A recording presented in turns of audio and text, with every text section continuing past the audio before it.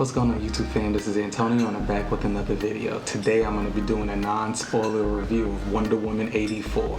Please remember to thumbs up this video right now. Let's get into it. So Wonder Woman 84 was one of my most anticipated comic book movies of 2020. I really enjoyed the first Wonder Woman and really thought Gal Gadot and Patty Jenkins did a great job on the film. The film had a lot of heart, and while Wonder Woman was never one of my favorite comic book characters, I really enjoyed the film and actually enjoyed Gal Gadot's performances in Justice League and Batman vs Superman, the ultimate director's cut, not the theatrical one. But I'll have to say that I was really disappointed in Wonder Woman 84. It was a big letdown. Usually when you have a sequel to a very popular movie, it's usually better than the first, and I can't say that about Wonder Woman 84. So the trailers of Wonder Woman 84 really grabbed me, and I said, okay, this looks like it's going to be a really fun and entertaining movie.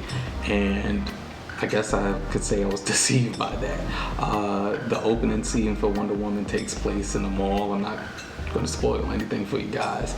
And I thought there was some cool action sequences in there. It takes place in 1984, hence Wonder Woman 84.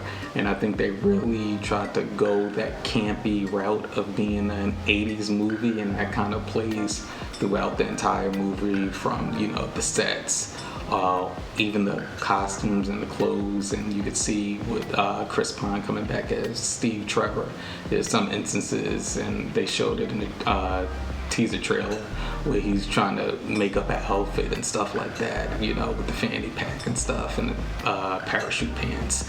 And I thought if they were kind of going for that with that 80s theme of being really campy, they definitely hit the nail on the head with that one. But it was just, the entire movie was just out of place.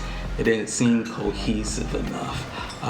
Kristen Wiig actually, I think, was one of the bright spots of the film, portraying Barbara, aka turns into Cheetah in the movie.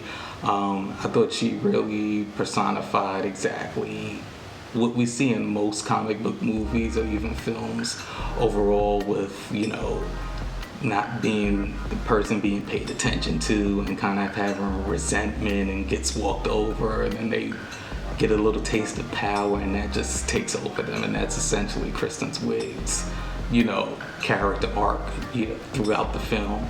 But the actual villain of the film, Pedro Pascal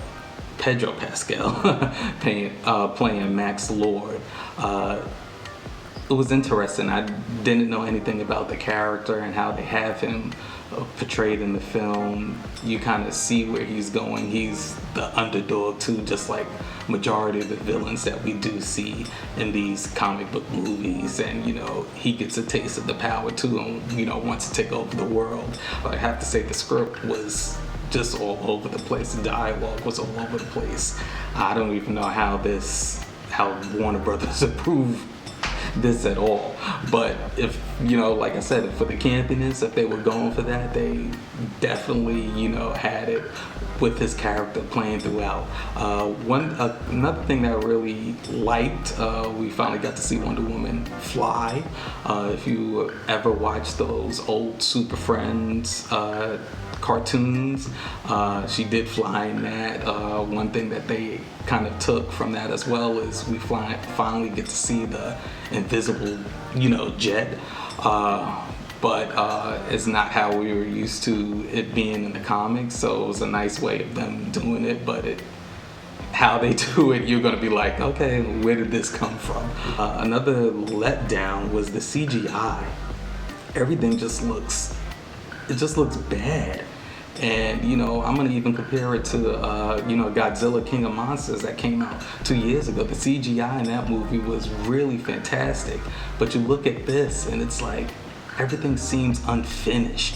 The look at Cheetah at the end, everything just seems so unfinished, and I could see why they filmed that at night or portrayed that at night, because they were just trying to hide a lot of that CGI. And that fight specifically kind of reminds me of Deadpool 2, the fight between Colossus and Juggernaut. And Deadpool actually makes a reference to the big CGI fight, and it looks like that exact fight in Wonder Woman 84. And the action was just all over the action, the CGI, everything was just all over the place. It just didn't seem natural, just didn't seem cohesive. And even Patty Jenkins said towards the end of the film, like, Warner Brothers made her change the ending of the film, and I'm interested in seeing exactly what her ending actually looked like. I didn't completely hate the film. I was just really underwhelmed by it.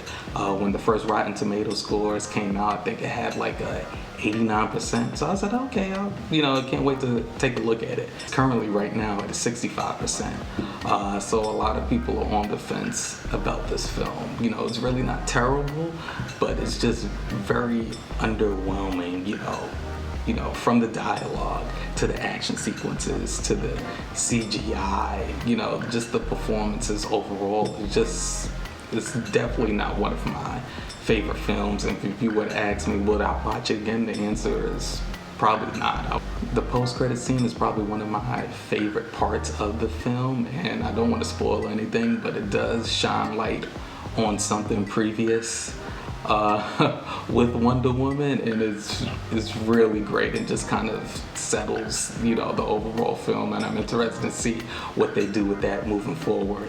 And as I'm speaking right now, Warner Brothers did greenlight Wonder Woman 3, so I'm interested to see if Patty Jenkins does come back as the director and seeing what they plan on doing. I hope they bring Wonder Woman into 2021, because the previous films have all been set in the past. I'm interested in seeing how because this film didn't have any connection to the DC cinematic universe. So I'm interested to see if they're going to change that with Wonder Woman 3. But like I said, I'm just very disappointed within the film overall. I definitely, taste is subjective, so if you're still interested in seeing Wonder Woman, I really highly suggest that you go take a look at it and let me know your thoughts in the comments below. I hope that you enjoyed this movie review. Please remember to thumbs up this video. If you're a new subscriber here and you're still watching to the end, hit that subscribe button right now. Follow me on all social media platforms at Antonio Jakes, and I'll see you next time.